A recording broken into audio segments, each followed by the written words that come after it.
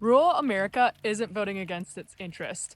It's just rich people voting just like rich people. I'm a third generation farmer that went into tech, and I often get asked, why do farmers vote for Trump? Here's what I'm going to show you the data on who actually farms in America, the people who lobby as farmers, and why the whole they're voting against their own interest narrative completely misses what's actually going on. Because when the media says there's 89% of farmers that are family farms, they're not telling you a very important number.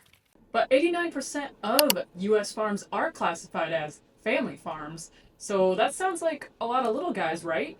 But those small farms only produce 21% of what we all eat. Top 4% of farms, they produce 61% of total agricultural output in the entire world. And here's the thing, the USDA defines a family farm as any farm where the operator is them and their relatives. And it doesn't matter if it's like a $5 million operation or $1 billion operation. So when you see headlines like family farms, you probably think of a sweet old man in overalls. But we're often talking about multi-million-dollar agricultural businesses and commodities. So think of a bunch of bros in Patagonia like vests.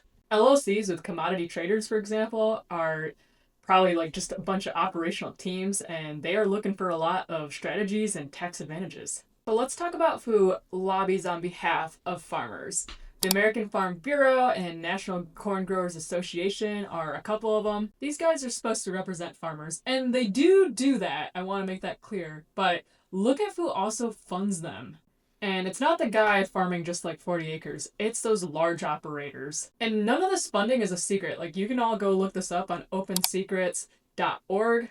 Agricultural PACs, they donate millions every single election cycle. And that money coming from operators that are businesses first, farms second, these people aren't really worried about making rent or seeing if they're going to make it next year.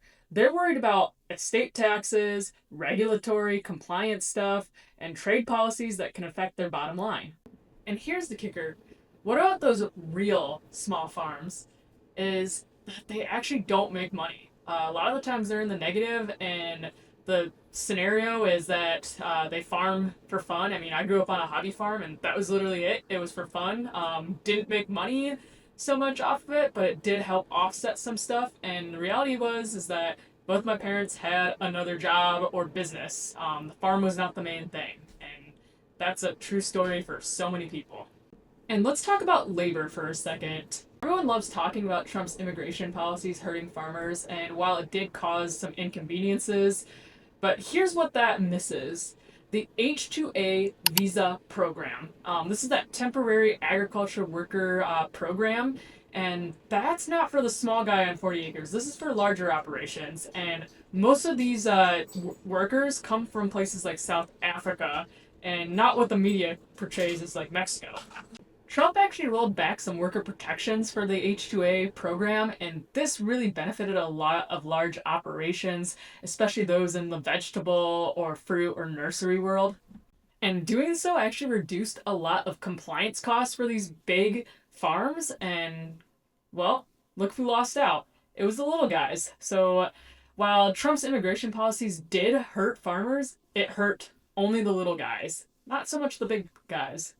So here's what's really happening. Multi-million-dollar farm operators and everybody involved in that business is voting for what they want, which is they want business-friendly tax policies, and they want reduced regulations, which is something that Trump has done.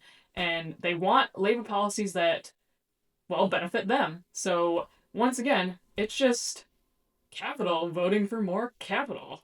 And the big problem overall is that we treat that 40-acre hobby farmer and the multi-million-dollar farmer as the same person with the same interest, and we both label them as farmer, especially in the media.